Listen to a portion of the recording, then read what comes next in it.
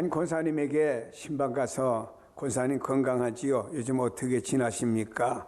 하니까 권사님이 대답하기를 늙으면 밥이 힘입니다.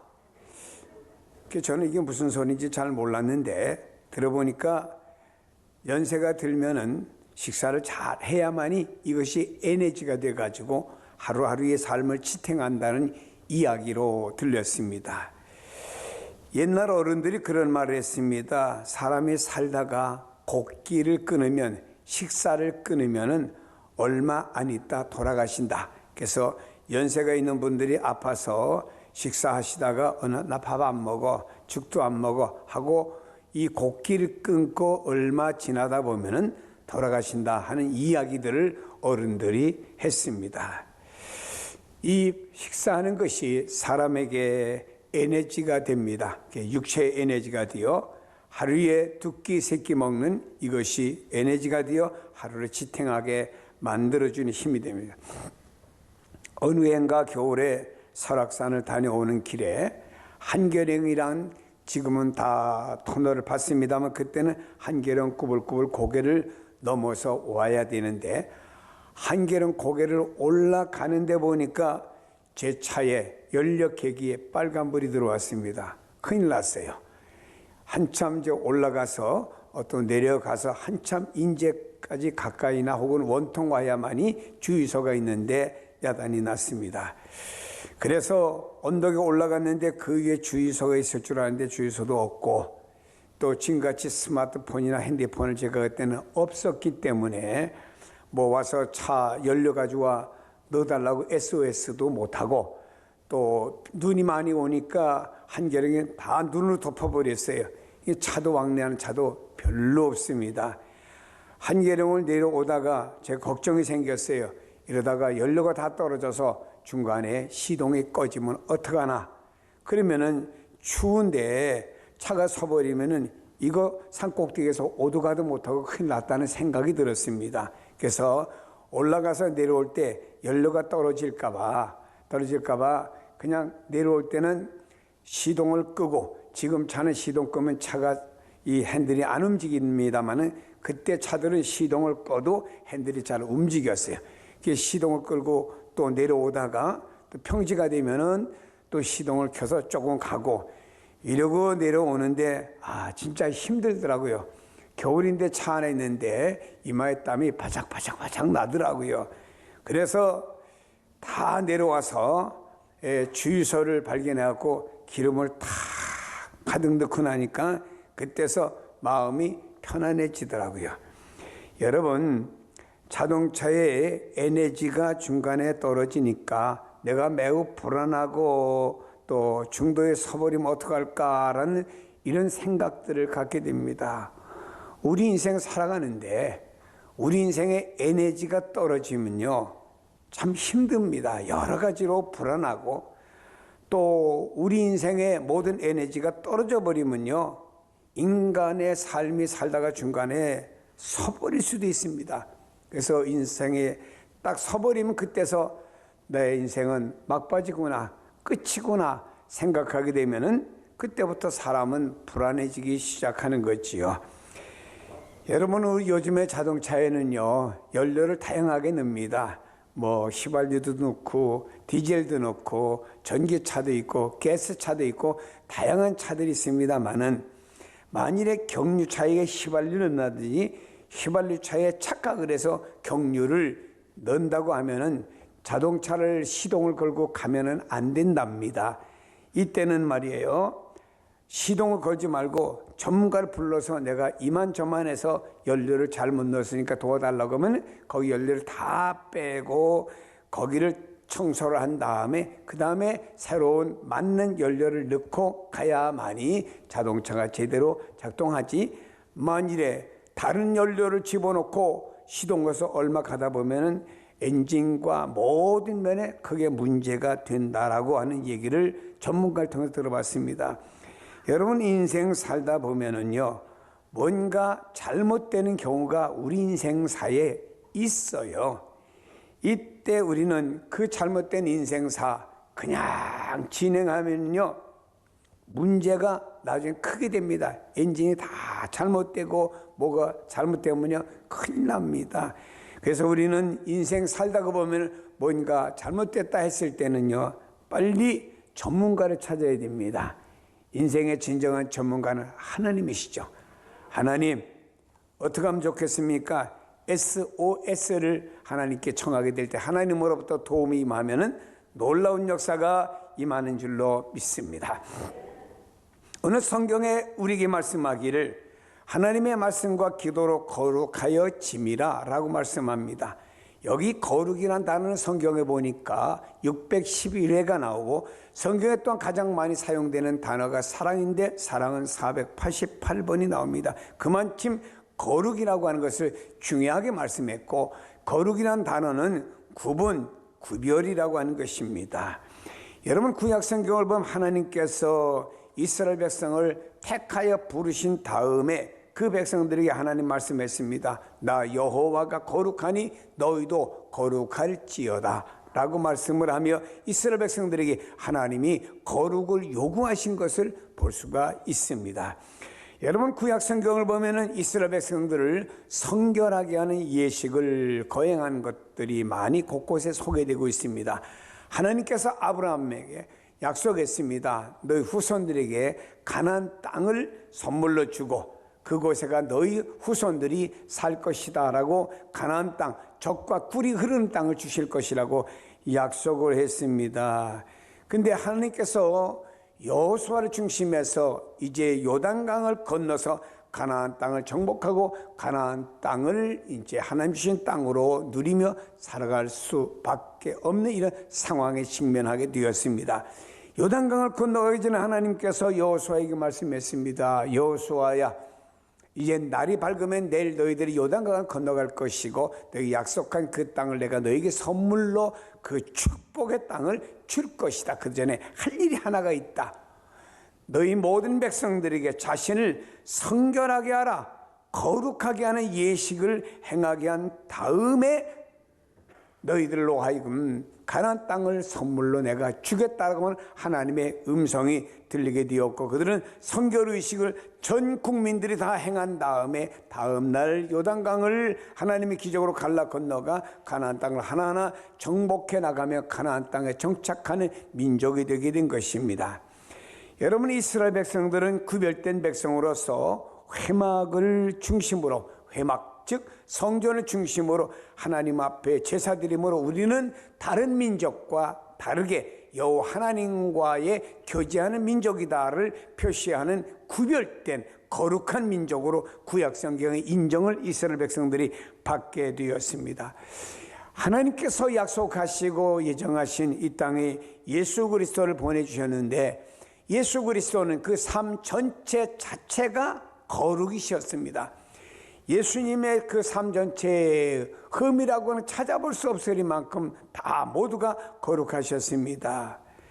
자, 현대를 살아가는 우리들, 예수 그리스도를 믿고 현대를 살아가는 우리들에게 거룩이라고 하는 것은 무엇을 말해줍니까? 구별, 다름으로 해석을 합니다.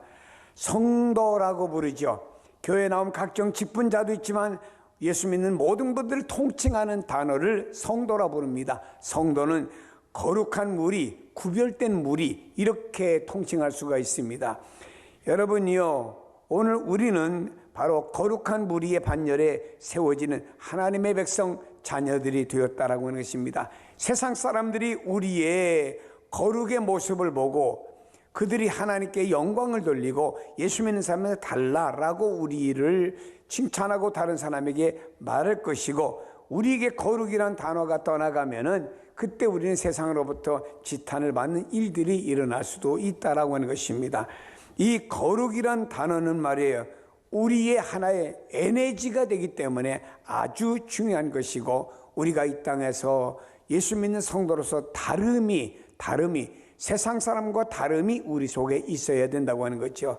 사도 바울이 고린도 교회에는 고린도 교회의 성도들은 말입니다, 먹는 문제 가지고 어려움이 왔습니다. 왜냐? 고린도 교회에서 고린도 그 지역에서 파는 모든 고기들은 우상의 전당에 먼저 갖다 놓았다가 그걸 시장에 갖다 팝니다. 그리고 모든 곡물들은 우상에게 갖다가 바쳤다가 시장에 팝니다. 그러니까 예수 믿는 성도들이 우리가 먹고 사는 문제에 고기나 빵을 위해서 밀가루로 사다 먹어야 돼. 이것을 우상의 전당에 갖다가 온 걸 바친 걸 우리가 먹어야 되면은 간접적으로 우리가 우상 숭배가 되는 것 아닙니까? 그래서 먹는 문제를 어떻게 해야 되겠습니까? 라고 사도 바울에게 질문을 합니다. 그때 사도 바울이 그들에게 말합니다. 하나님 지으신 모든 것들은 인간이 가공해서 인간들이 그걸 우상의 앞에 갖다 놓을 뿐이지 거기에 우상이 혹은 귀신이 붙은 것은 아니다. 하나님 지은 모든 것은 다 선하다. 그러므로 먹을 수도 있다. 그러나 나 바울은 당신들이 볼 때 하나님의 말씀을 전하는 지도자로 세워주었으니까 다름이 있어야 될 거 아니냐. 내가 그런 고기를 넓적넓적 사다 먹으면은 초신자가 볼 때 바울이 저런 고기를 사다 먹는구나. 그럼 나는 저 우상의 제물을 먹어도 되겠구나 라고 하면서 시험을 받을 요지가 있기 때문에 나는 이런 우상 제물은 먹지 않겠다라고 바울이 선언을 했습니다. 그래서 바울은요, 덕을 위해서 먹지 않고 구별된 자신의 모습을 보이겠다라고 고린도 교회에 말한 것을 들어볼 수가 있습니다. 우리 그리스도인들은 말입니다. 이 거룩이란 것이 내가 철학이 있고 좋은 생각들이 있고 해서 거룩된 것이 아닙니다. 내 주관이 아니고 우리는 말씀과 기도로 거룩하여 짐이라 라고 성경은 말씀하고 있습니다. 말씀은요, 성도들이 기도하는 중에 그냥 기도하지 않지 않습니까? 하나님 아버지의 성경에 아브라함의 기도를 받으셨지요. 아브라함의 예배를 받으셨지요. 이삭을 이렇게 축복하셨지요. 이런 말씀을 갖다가 기도 시간에 인용하는 성경 구절이 말씀이라 이 말입니다. 구약시대 때 말입니다. 성전에 있던 모든 물건들은 그 거룩한 것이 아니었습니다. 성전에 있는 컵 하나가 거룩한 것이 아니었습니다. 그냥 컵이에요. 그러나 이 성전에 갖다 놓은 물건들이 있는데 그것에 하나님이 계시기 때문에 성전에 있는 모든 물건들이 거룩하게 된다라고 말씀하고 있습니다. 열왕기상 9장 3절에 보니 여호와께서 그에게 솔로몬에게 이르시되 내 기도와 내 앞에 간구한 바를 내가 들었은즉 나는 내가 건축한 이 성전을 거룩하게 구별하여 내 이름을 영원히 그곳에 두며 내 눈길과 내 마음이 항상 거기에 있으리니 라고 말씀했습니다. 여러분, 우리는 이 말씀을 보면서 하나님께서 솔로몬의 기도를 들으신 것과 같이 여러분의 기도를 받으시는 줄로 믿습니다. 하나님께서 솔로몬이 건축한 그 성전을 구별하신다고 그랬습니다. 그리고 영원히 그곳에 하나님의 시선이 거기 있다고 말씀했습니다. 구별된 여러분에게는 하나님의 시선이 항상 여러분에게 있는 줄로 믿으시기를 바랍니다. 성경 말씀합니다. 기도로 거룩하여 짐이라. 이 말은 4절에 감사함으로 받으면 버릴 것이 없나니 이 말씀과 일맥상통하는 말씀입니다. 이것은 성도들은요, 모든 식물은 하나님께서 인간에게 주신 선물임을 깨달아 감사함으로 그것을 취하고 먹고 힘을 얻어갖고 성도의 본분을 다하고 하나님 잘 섬기며 봉사할 것을 사도 바울은 누구에게? 디모데 후배 목회자에게 가르치는 말씀이 된 것입니다. 성도들은 그러므로 살든지 죽든지 오직 하나님의 영광을 위해서 존재해야 될 사람들입니다. 우리들은 말입니다. 지극히 적은 거, 마시는 거, 물 한 모금 마시는 겁니다. 먹는 문제 일용할 양식입니다. 이것은 우리의 모든 삶이 하나님의 영광을 위해 존재하라 이 말입니다. 내 생각도 내 말도 내 마음가짐도 내 행동하는 모든 것들이 하나님의 영광을 위해서 존재하는 사람이 부름받은 사람, 그리스도를 통해서 거룩함을 입은 사람들의 삶의 모습이 되어져야 된다. 바로 우리가 하나님의 영광을 위해서 살아가게 될 때 이것이 우리의 에너지가 되는 거예요. 우리의 힘이 되는 겁니다. 하나님의 영광을 위해 살지 않고 자신의 영광과 세속의 영광을 위해 삽니다. 사람들은 먹고 마시며 자기 가지는 모든 것을 가지고 세상의 영광만 위해 살아갑니다. 이것은 영적인 에너지가 되지 못합니다. 우리는 이런 육신적인 것을 가지고 힘을 얻고 나면 그것을 가지고 하나님 잘 섬기며 믿음으로 우리가 봉사하며 섬기며 살아갈 때 하나님께 영광이 되는데, 사도 바울은 고린도 교회를 향하여 말했습니다. 그런즉 너희가 먹든지 마시든지 무엇을 하든지 다 하나님의 영광을 위해서 하라 라고 말씀한 줄로 믿습니다. 사랑하는 여러분이요, 하나님의 영광을 위해 존재하는 여러분이 되고 세상의 여러 가지 조건들이 여러분에게 힘이 되어 육체를 건재하게 만들어주고 그 육체를 가지고 여러분을 오직 하나님의 영광 드러내는 일에만 모든 내용들이 쓰임받기를 주의 이름으로 축복합니다. 저는 이번에 중국 가서도 놀랐어요. 우리 교회 교인들 보고 50대 초반에 교인들 보고 권사님 좀 이렇게 하나님 앞에 봉사하면 어떻겠습니까? 아이 목사님 내가 젊은데 뭘 해요? 이번에 제가 가서 임직식을 거행하면서 보니까 권사님들을 19명 세웠는데 100%가 40대예요. 난 놀랐어요. 야, 만 40부터 시작해서 50까지 요 나이가 권사님들인데, 야, 진짜 힘있지, 지혜있지, 팍 파워있게 일하니까 교회가 생동감이 있고요. 부러운 게 하나 있습니다. 부럽다기보다 그럼 또 오해가 되면 안 돼. 거의 60대 교인들이 거의 없어요.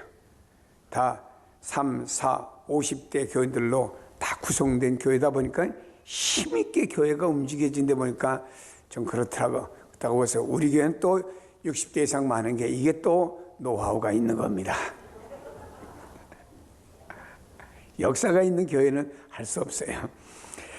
사랑하는 여러분요, 여기 말씀과 기도로 그랬는데, 기도라고 하는 건 엔투세오스라고 하는 원어의 뜻인데, 성도가 누리는 하나님과의 교제가 기도입니다. 하나님께 대한 신뢰로 드리는 게 기도입니다. 하나님과의 거룩한 친밀감을 묘사한 게 기도입니다. 하나님이 여러분을 괴롭히려고 기도하라는 게 아니에요. 나 너랑 친해. 친한 너하고 나하고 대화 좀 하자. 이게 기도라 이 말입니다. 왜 기도를 갖다 부담스럽게 여기는지 이해가 안 갑니다. 기도는 그냥 하나님과 나와의 거룩한 친밀감 얼마나 좋아요. 하나님 나랑 친하지요. 나와의 아버지지요. 내가 하나님께 이렇게 푸념도 하고 요구도 하면 자상하게 들어주는 아버지시죠. 얼마나 흐뭇합니까? 그 사랑을 느끼게 될 때 눈물도 있고 감격도 있고 감사도 큰 거 아닙니까?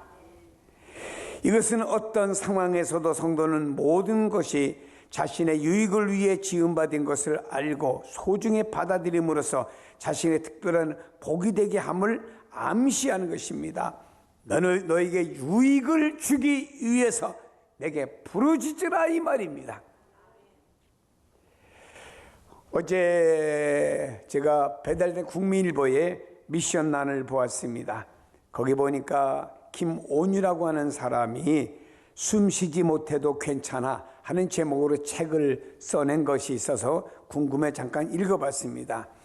김온유라는 사람은 10대 때 병원에 오진 수술로 인해서 갈비뼈와 몸속의 장기가 다 망가졌습니다. 그 결과 스스로 호흡할 수 없어서 목에다가 구멍을 뚫고 엠브라고 하는 공기주머니를 달아서 손수 펌프질을 하면서 호흡을 할 수가 있습니다. 펌프질이 멈추면 호흡이 멈춰집니다. 큰 고통과 많은 어려움이 있었지만 붙드시는 하나님의 은혜로 지금까지 16년째 병원에서 장기 입원에 치료받고 있다고 말합니다. 책에 보니까 그동안 경험한 크고 작은 기적과 하나님의 돌보심을 또 사람의 사랑에 대한 고백이 소개가 되고 있습니다. 온유 씨는 그의 사정을 알게 된 주변의 많은 사람들이 찾아와서 아는 사람 모르는 사람들이 그 곁에서 온유 씨와 대화를 나누면서 엠브라고 하는 것을 계속 이렇게 쥐었다 놨다 하면서 숨을 쉬게 만들어주는 겁니다. 온유 씨는 잠을 자도 옆에서 누군가가 엠브를 이렇게 계속 이렇게 펌프질해 주지 않으면 그는 생존할 수가 없는 것이죠. 자다가 갈 수도 있는 것입니다. 자원봉사자들이 병실을 찾게 되었습니다. 그러다 보니 이 사람 저 사람 병실을 찾다 보니 병실은 사랑방이 되었어요. 그래서 하나님의 선물을 확인하는 나눔 방이 되었습니다. 온유 씨는 이런 경험을 바탕으로 해서 그 병실에 책을 썼어요. 그는 이렇게 말했습니다. 나는 날마다 하나님께 숨을 선물로 받고 있습니다. 고백했습니다. 저는 이것을 읽으면서 너무 가슴이 뜨거웠어요. 하나님, 나는 밖에만 나가도 차지만 공기를 내 마음껏 마실 수 있는데 이 온유 씨는 누군가가 자신이 계속 엠보라고 하는 것을 공기주머니를 눌러주지 않으면 호흡할 수 없는데 그럼에도 그걸 하나님의 선물로 알고 그렇게 해서라도 숨 쉬는 걸 감사하는데 나는 밖에만 나가도 숨을 쉬는데 내 안에 이런 감사가 없음이 하나님께 죄송합니다 라는 생각이 들더라고요. 그렇습니다. 성경에 거룩하여 짐이라 그랬습니다.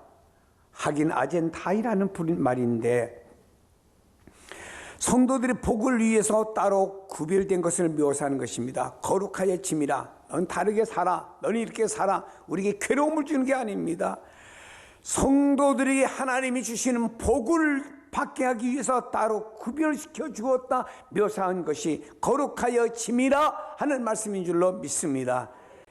우리는 연말을 세상적인 방법을 가지고 마무리하려고 하지 마시고 하나님, 내가 1년을 돌아봅니다. 한번 돌아보고 감사한 것은 감사하시고 잘못한 거 회개하시고 한 해를 기도로 정리하시고 또 새해를 기도 속에 맞이하면 여러분의 인생의 새해는 또 달라질 것입니다. 우리는 이 땅에서 사탄과 영적인 싸움을 계속 싸워야 됩니다. 사탄은 나에게 여러 가지 시험을 주고 내 주변에서 유혹하고 나를 넘어뜨리려고 하는 얼마나 많은지 모릅니다. 이것과 영적인 싸움을 싸워야 됩니다. 어떻게? 기도입니다. 그래 마귀를 이깁니다. 내 생각, 내 방법, 내 삶의 방식 갖고는 마귀를 이길 수가 없습니다.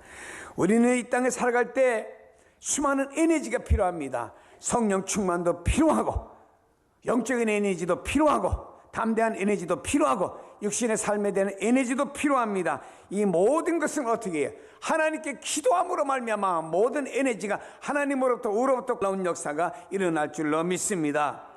여러분이요, 환경의 장애물을 제거하시고 하나님과의 만남에 집중하시기를 바랍니다. 그 만남은 바로 말씀과 기도이고 그 말씀과 기도를 통해서 여러분에게 하나님께서 에너지를 부어주신 그 충만한 에너지를 통해서 승리의 삶을 살아가시길 주의 이름으로 축복합니다.